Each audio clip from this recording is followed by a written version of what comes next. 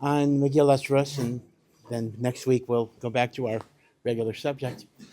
And that is, it's been pointed out by many, many Svarim, and ultimately it goes back to the Zohar HaKadosh, that the origins of Malchus Beis David are shrouded in all sorts of appearances of Averos and impropriety.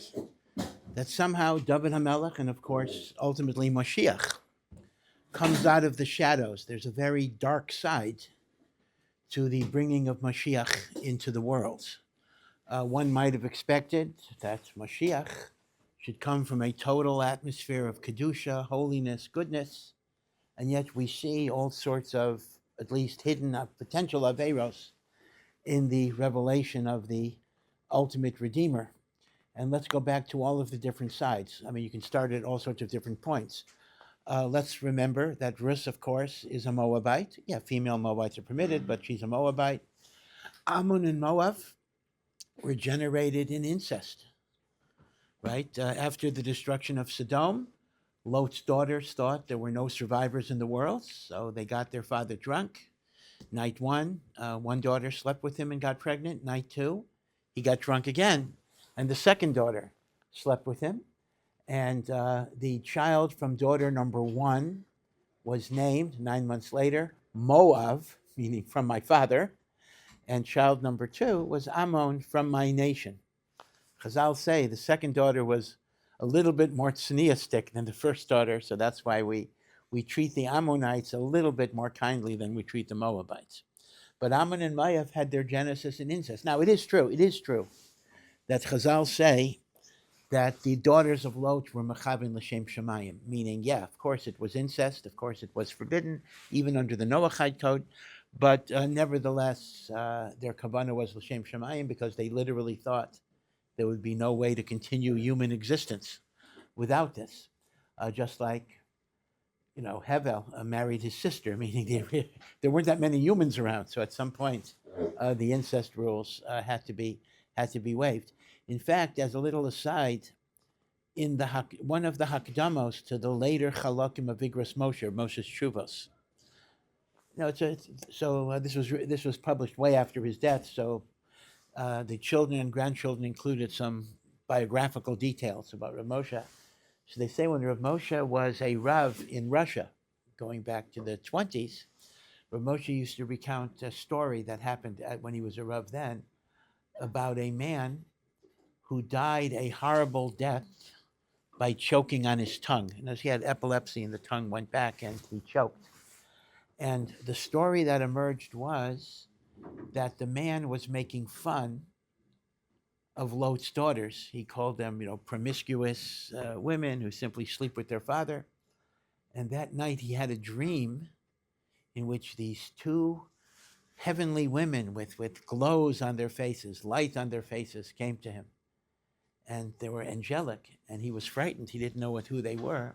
And they said, "We're Lot's daughters, and we're coming to tell you, you committed a great sin in speaking Lashon Hara against us, and it was decreed in heaven that you will die a horrible death as a result of that Lashon Hara."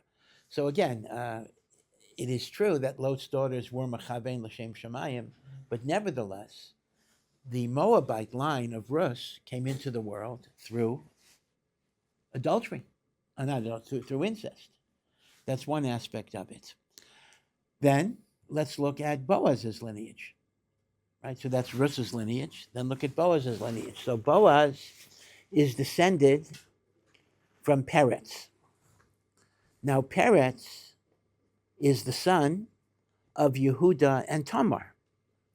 So remember the story of Yehuda and Tamar, right? Yehuda had a daughter-in-law, Tamar, and she initially married a son, Ohr. And the pasuk says, Ohr did evil in the eyes of God, so God killed him. According to Chazal, he interrupted Tashmish. He didn't want to get Tamar pregnant, so he spilled seed, and he died. And as a result, the next son, Onan, married. Now here the Torah does say, but see, the Torah does not say beferish what the evil of Ohr was. It does say that Onan specifically spilled seed for a different reason, because he felt, in a sense, any child he has would have been a child of his brother, not his child. So he didn't want to get a child that way. So Onan gets killed. So as a result, Shelah, this is pre-Matan Torah Yibam. Pre-Matan Torah Yibam. So Yehuda has a third son, Shelah. Yehuda does not want to give Shelah to Tamar because he figures she's bad luck. She's called a Katlanit, meaning two of her husbands have already died. But as a result, it's kind of unfair. Tamar is not allowed to marry anybody else unless she gets a release. It's not even clear what the release would have been in those days. I mean, it doesn't say chalitza, but she's literally a stranded woman. So she dresses up as a prostitute, and Yehuda is with his daughter-in-law, not knowing that it's his daughter-in-law. And when she gets pregnant, she's going to be burnt at the stake for committing quasi-adultery, since on some level she's attached to Shelah, and she had taken the deposits, the staff and the money belt, and she sent them to Yehuda and said, the man that gave me this is the man that I was with. And Yehuda recognized that it was him. And Yehuda said, Tzadka mimeni, she is more righteous than I. Now all of you know the famous Gemara, the very, very powerful Gemara, that had Yehuda not confessed, she would not have named him. She would have gone to her death. And Chazal have a drasha, it is better to throw yourself into a fiery furnace before you humiliate somebody publicly. Do not humiliate somebody publicly. Tamar was going to die. Nevertheless, she just hinted to Yehuda that he was the guy, and Yehuda admitted that he was the person. And Tamar had twins from Yehuda. The oldest one that was coming out first, his name was Zerach, but the younger one came from behind and pushed him aside and broke through. And he became Peretz. Peretz is he who breaks through. And Malchus, Boaz, is from Peretz. David is from Peretz. Right? That's why it says in the Chadodi, Al Yad Ish Ben Partzi Nismacha V'Nagila. Right? Remember that from the Chadodi? Through the descendant of Peretz, we shall rejoice and be happy, because Malchus based David, Nachshon ben Aminadav, Boaz, David, Mashiach, all come from Peretz.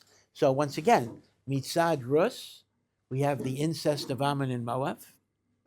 Mitzad Boaz, we have, number one, a father-in-law being with his daughter-in-law, and the appearance of just prostitution. Right? So once again, a suspicious circumstance. And then we go on, remember, that even the marriage of Boaz and Rus, although it was halakhically kosher, many people were casting aspersions on it. Ploni Almoni, for example, took the position it was a forbidden marriage. And years later, Doeg Adomi brought up the argument, it's a forbidden marriage. And remember, too, that Boaz died the morning after consummation. What do you think people thought? They said, oh, Boaz must have gambled incorrectly here, thinking this was okay. Obviously, Hashem did not think it was okay. So this was a cloud that hung over Boaz and actually hung over David HaMelech. So you see a pattern going on here. All of these kind of averos or near averos or look like averos, things that are going on. Now I'll tell you another story. And this is in the Medrash. When Hashem decides that Shaul can no longer be king, so he directs Shmuel Hanavi to go anoint a successor king, and he tells them, go to Beis Lechem, to Yishai, a man Yishai, and among the sons of Yishai, I will choose my king. So Shmuel goes to Beis Lechem, to Bethlehem, Beis Lechem, exactly where it is today. And he tells Yishai, please bring me all of your sons. And Yishai brings him 7 sons. He does not bring him David. David is left with the sheep. And the sons are tall and handsome and strong, etc. And Shmuel automatically thinks the oldest one is going to be the one that's supposed to be king. And Hashem says, do not look at appearances. Human beings see externals, but Hashem looks into the heart. This is not Roy to be Melech, and this is not Roy to be Melech. And all 7 are not worthy of being king, which is perplexing. Hashem told Shmuel, anoint a king from the sons of Yishai, and all of the sons Shmuel thinks are assembled, and Hashem says none of them are the one. So Shmuel asks Yishai, are there other sons that you don't have, that you didn't bring? So Yishai says, yeah, there's this guy who's managing the sheep. I didn't bother bringing him. I mean, David is not a youngster, by the way. He's 28 years old. I mean, he's not like a 10-year-old kid. So the question that the Medrash asks is a very obvious question. I mean, Yishai is a big tzaddik. In fact, the Gemara in Bava Basra says, Yishai is one of the people who had no averis whatsoever.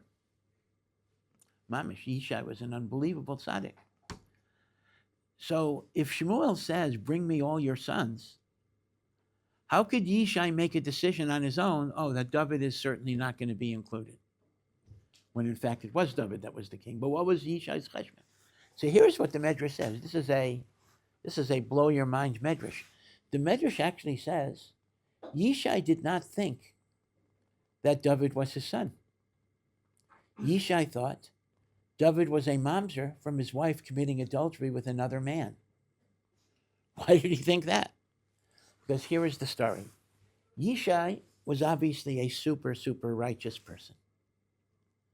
And Yishai, in reliance on the fact that he came from a female Moabite, married a regular Jewish woman, and had children from that regular Jewish woman. But towards the end of his life, he began scrutinizing everything that he did. And he came to the conclusion that perhaps I am tainted because I come from a Moabite. L'chumra, he's right. And therefore, I need to separate from my wife. So he separated from his wife, and he took up living, or he was going to live with a non-Jewish shifcha. Now you might think, why is that okay? Because here's the thing. A regular Jew cannot live with a shifcha kananis. But if you're a Moabite that's puzzled to enter Klal Yisrael, you are allowed to be with a shifcha.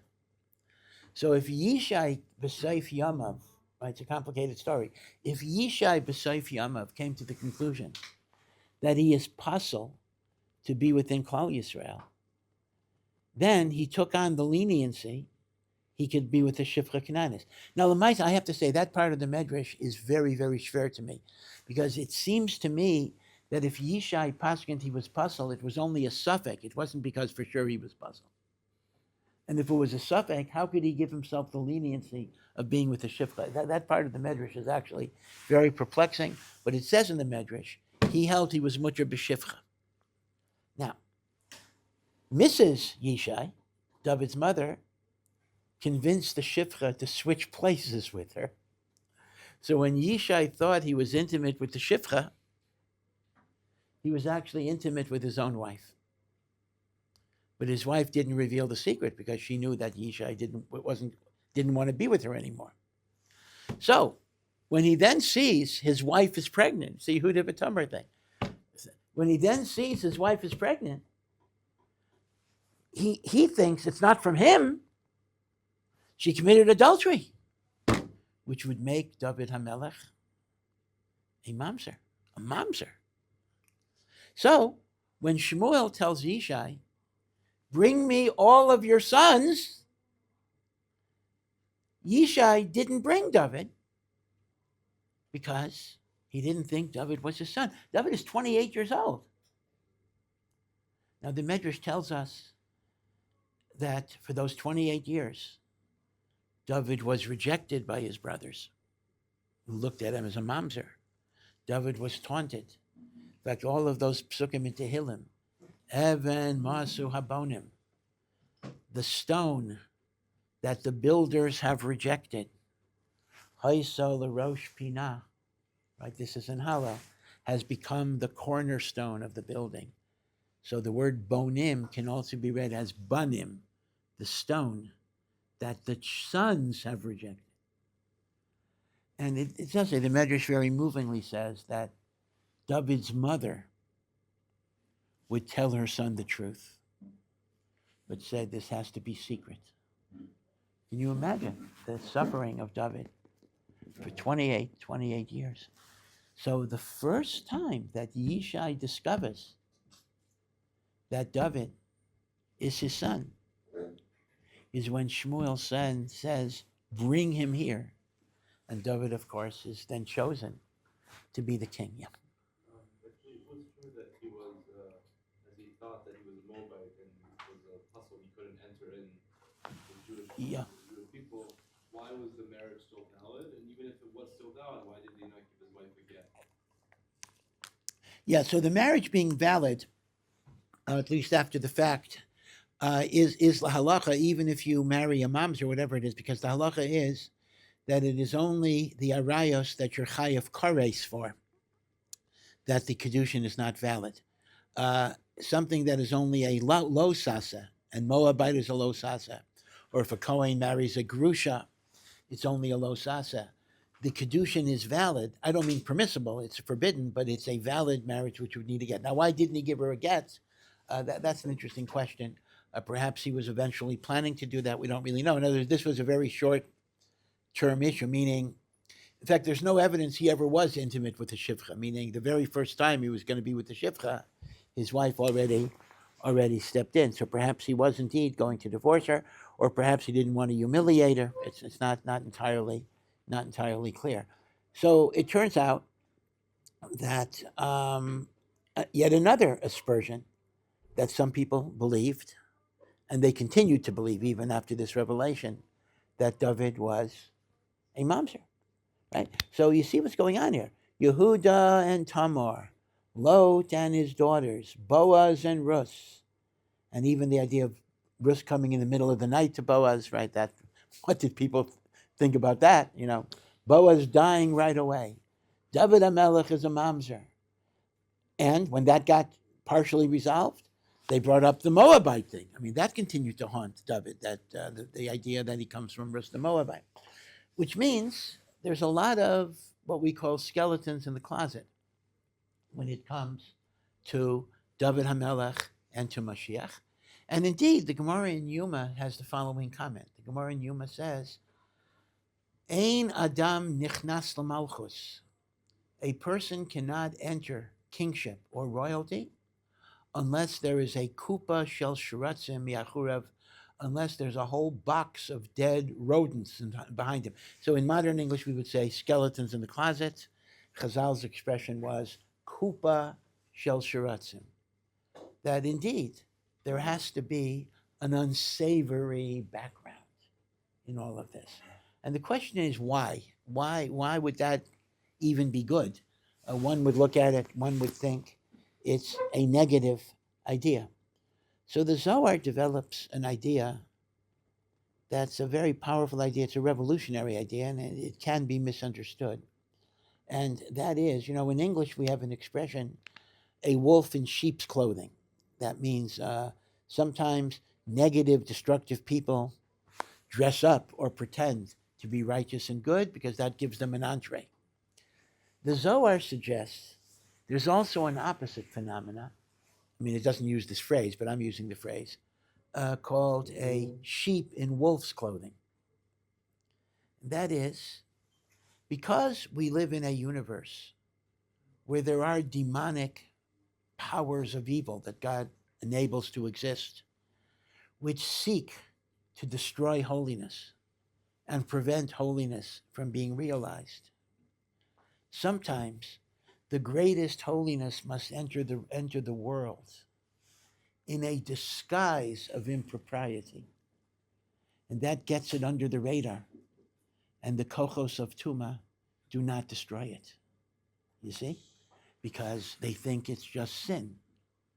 So the idea, the Zohar says, of Mashiach, the soul of David HaMelech, the soul of redemption, the soul of Tikkun, is such a powerful, holy, elevated idea that it can't enter the world in a pristine, purified way, because then all of the kochos of Tuma would destroy it.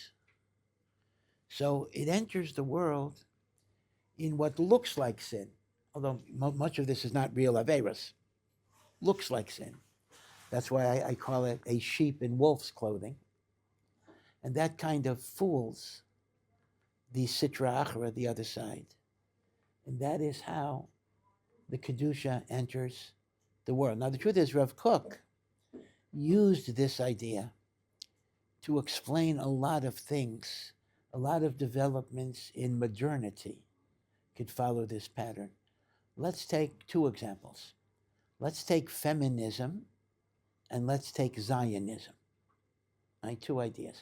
Right, feminism, the idea of equality for women. Now, in reality, feminism, in one sense, is a very noble and spiritually proper idea. Hashem made men and women to have equal dignity. Men and women are both made in the image of Hashem. Both have to be treated with respect and derech eretz. And things that put down women are obviously not moral. So the idea that women should not be oppressed, they should not be subjugated, they should not be denigrated, they should not be degraded, that is a spiritually noble idea. But as noble ideas get killed by the Sitra Achra, so feminism entered the world in many, many guises of impropriety. Why can't we have women rabbis or whatever it is, or lesbianism, whatever it would be. And now you can describe this in two ways. One is, well, here's the danger. On one hand, it may be a sheep in wolf's clothing. But on the other hand, sometimes the sheep becomes the wolf. In other words, the Sitra Achra has a partial victory here, and that is, it converts the good into something that's actually not good. But within that not good, there is a root of goodness. See the point? And part of our avoda is not necessarily to reject this modernity, but to find ways, this is one of the controversial ideas of Rav Kook, to extract from the modernity that which is valid. And that too is a deeply Kabbalistic idea of gathering the sparks that are trapped in the shells. You see? So feminism is an idea like that. And Zionism is also that idea, right? Zionism, a political movement that emerged in the mid-19th century in order, with the belief, to establish a Jewish state. Theodor Herzl is not the only Zionist, but the leader of the Zionist movement. Herzl, totally assimilated Jew, who may not have had circumcision. I'm not sure if he didn't ever, certainly his descendants, none of whom are living anymore. Many of them did not have a bris. Many of the men did not have a bris milah, etc. Now, the Zionist impulse is, at its core, a very deeply spiritual idea that the soul of a Jew belongs to Eretz Yisrael. We need to be connected to Eretz Yisrael. This is where is our natural spiritual home. But once again, the Sitra Achra would not have allowed, the other side would not have allowed it to enter in holiness. So it enters the world in a guise of impropriety by many leaders who not only were not religious personally, but some of whom were hostile to Torah. You see, it's a holy idea that had to enter in an improper way, and to some degree became makul by the very fact of that entry. But once again, is our response to repudiate it, Or is our response to try to identify the holiness that is within it and extract it? Again, this was Rav Kook's idea. So Rav Kook was using the Zohar's interpretation of Malchus, Beis David, and Mashiach to kind of explain the modern developments. In fact, again, you can understand why Rav Kook was not all, everyone acknowledged him as a great gadol. That's not the question. That's not the question. I don't want to say everyone, but the overwhelming majority of the Torah world regarded him as a very great gadol. But he is controversial because he even applied this to things like the reform movement or rebelliousness or communism or things like that. Because he saw in all of this, he says, if people were going off the okay, maybe I shouldn't say this. I'm really maybe too irresponsible here, but forgive me. When you get old, you just speak your mind. Rav Kook was confronted, as many Gedolim were confronted, with the issue of many young Jews.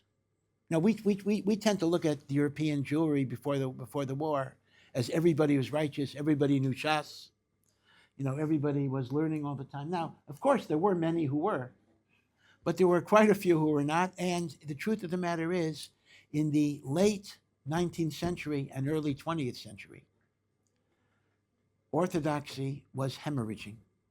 Many young people, whether Hasidim, Yeshiva, whatever it is, were going to either an Haskalah or were becoming communists or socialists or free thinkers or anarchists, whatever it was. And they were leaving. We don't realize this. It was not a golden age. Today we call it off the derech. Of course, I have to admit, the off the derech in Europe was a much more sophisticated off the derech than off the derech in America. Off the derech in America means you get drunk and you're on drugs. Off the derech in Europe means you became a philosopher, you became one who was committed to different political movements. It was a much more intellectual off the derech than today's off the derech, but it was really a hemorrhaging. So what do you do about that? What do you do about that? So many had the response, we just have to cut our losses, separate from them, meaning they're lost. Let's just strengthen those that we have. Rav Kook saw, even in rebellious modernity, he saw a sign of holiness. Once again, getting distorted. Because he saw in these rebels that these rebels were disgusted with the superficiality. They were disgusted with the mechanical observance, which didn't have passion, just going through the motions. And the fact that questions could never be discussed or couldn't be raised. So Rav Kook said that maybe a certain amount of rebelliousness ultimately can be very good for Judaism because it can revive Torah. It can bring a new life to things. Now you can see why Rav Kook got in a lot of trouble with various groups, because he wrote this before he was famous. I mean, he wrote these things as a young Rav already, before he became well-renowned as a leader. And these came back to haunt him at various times. Okay, I'm digressing, and I don't want to, please don't go off the derech because of these words. But what I'm saying is that Rav Kook's ideas are very deeply mystical, and they are based on the Zohar's understanding of Malchus Beis David, that the messianic holiness has to come into a guise of impropriety, because it does represent a holy idea, but it enters the world in ways that don't look so good. And that's how feminism works, and that's how Zionism works, and that's even how off the derech rebellion works. These are ultimately potentially healthy and spiritual ways that the Torah gets strengthened, but the only problem is, unless you properly extract them surgically, the darkness can overwhelm the good, and then they can become very destructive, right? So Rav Kook saw, for example, if a secular Zionist was farming a field on Shabbat, so of course that's sin, desecration of Shabbos. Nevertheless, Rav Kook said there was something holy about his desire to build up the land of Israel. There is something holy there. It's being misdirected. It's being misapplied. In fact, I'll give you a more contemporary example. You face me, okay. The prevalence of Jews in Buddhism. Now, there is a statistic, I'm not sure if it's still true, but there used to be such a number, that 90% of Western or English-speaking converts to Buddhism are Jewish. 90%, 9 out of 10. So you meet a native English speaker that's a Buddhist, 9 out of 10 chances the guy's Jewish. So I get that Jews are attracted to Chinese food. That's an old, well, that's a well-known idea. Okay. But why are they attracted to Buddhism? And on one hand, you could say, that is so awful. That is so awful. Buddhism is Avodah Zorah, and Buddhism is this, what's going on? And yeah, it is a tragedy. But what's going on is that a Jew that's attracted to Buddhism is because he is disgusted with the materialism and superficiality of society.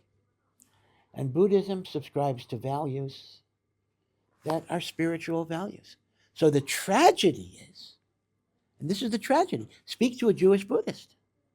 They'll often tell you, the Judaism I was familiar with only focused on money and materialism. And I didn't think that would connect me to God. So I went to this. Now, that is a tragedy.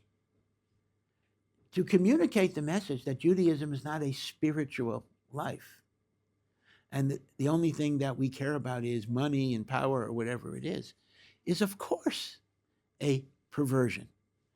And of course, there's an immense responsibility on Klal Yisrael to fight that and combat that. But it is a sign of the spiritual vibrancy of the soul, the Jewish soul, that is seeking spiritual meaning in a material world.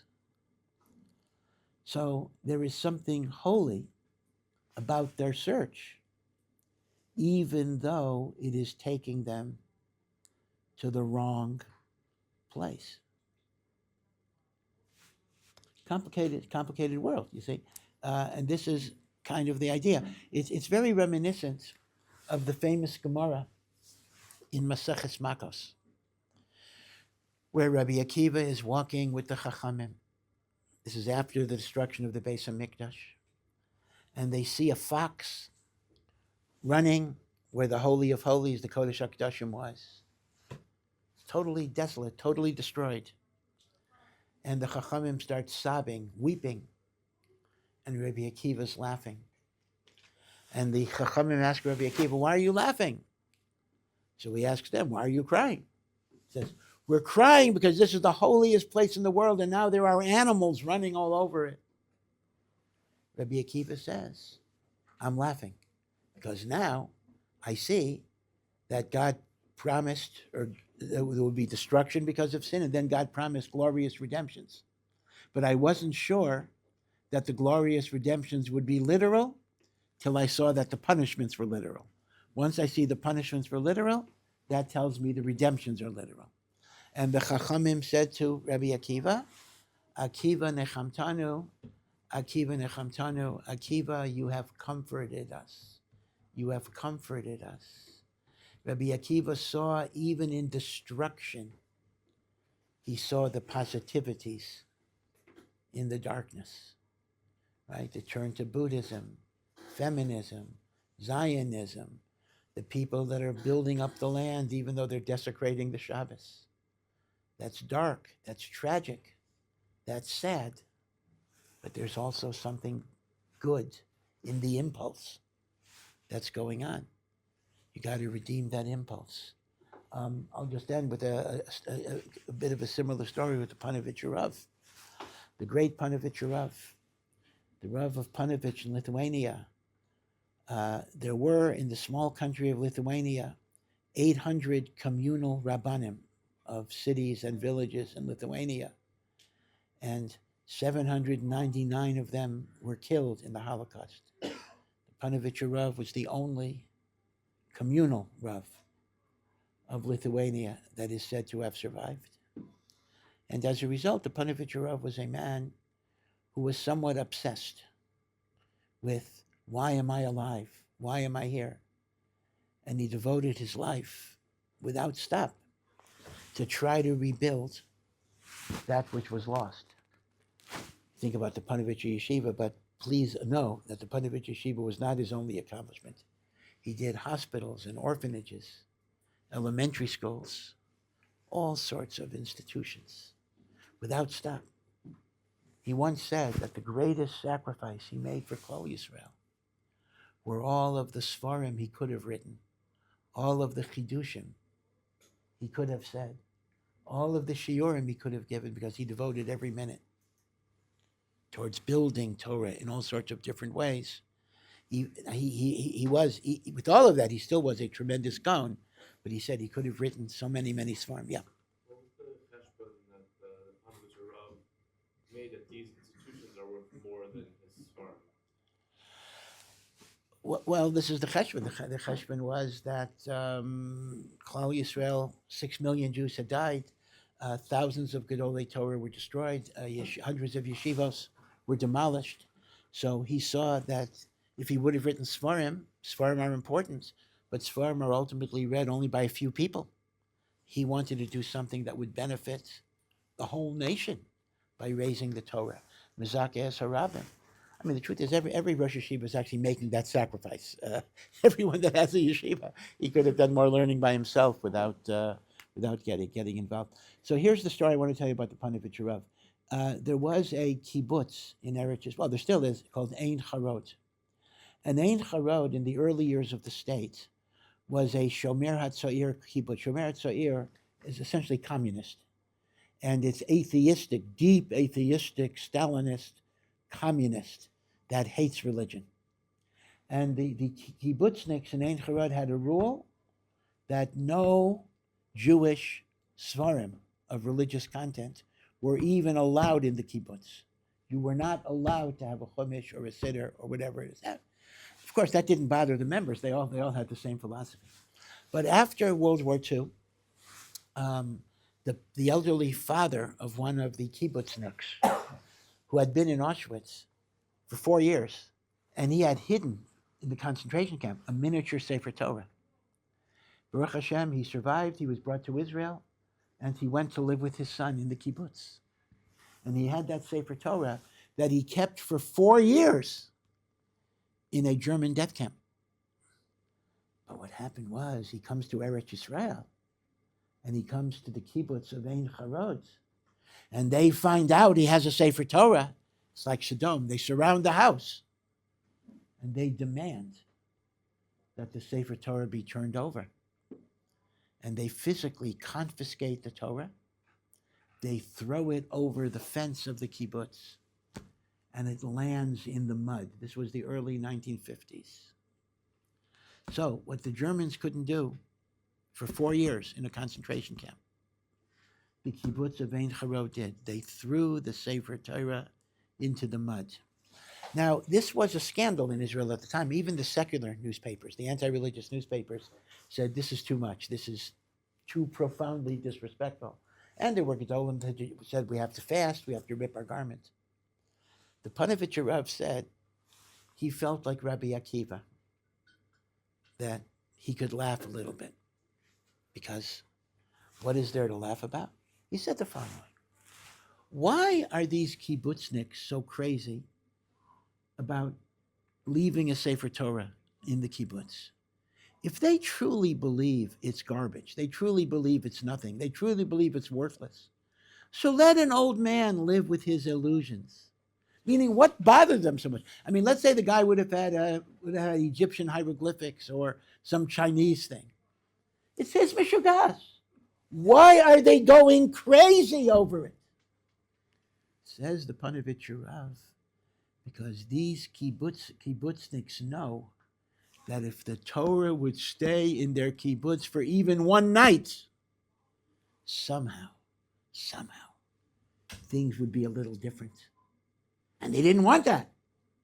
But the Panovich HaRav says, it's a wonderful thing that they know the koach of Torah. You see, if the Torah would have meant nothing to them, they would have let the guy keep it. But the Torah means something to them, albeit they don't want it. So the Panovich HaRav says, if the koach of Torah didn't die in them, I predict there will come a time in which there will be minyanim in Ein Harod, and there will even be a kollel in Ein Harod, because the koach of Torah is still there. Fast forward 50, 60, 70 years. Now, Ein Harod is not Mea Sharim, it's not even Arzei Abira, to be sure.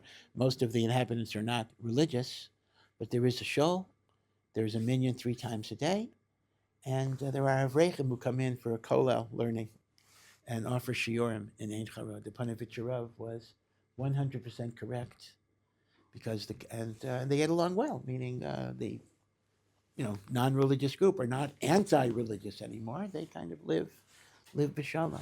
So you see what the Panovich HaRav is making the same point. Out of the darkest event, you can extract something positive. This is what Rabbi Akiva did at the time of the Churban. This is what the Panovich HaRav did when the Sefer Torah was unforgivably desecrated in that particular way. And it's connected to the Kabbalistic idea that sometimes great Kedusha comes covered up by all sorts of impurities. Yeah.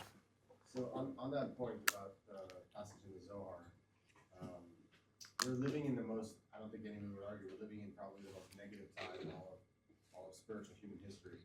Is it a fair assumption to say that the highest souls, if they were to come back, they wouldn't come back through some religious family in Curious Joel or Yarm? They'd come into a very, very dark place in order to elevate, to protect themselves from such an offering. Well, all I can say is I cannot give you anything definitive, but based on the Zohar, that would be a possibility. Yes, that would indeed be a possibility, and that's an aspect of Mashiach coming from a place that you don't expect. That's another Maimer Chazal. It'll be kind of a big surprise when it happens. So who knows? Maybe somebody in this room, we don't know. Okay, be well and see you later.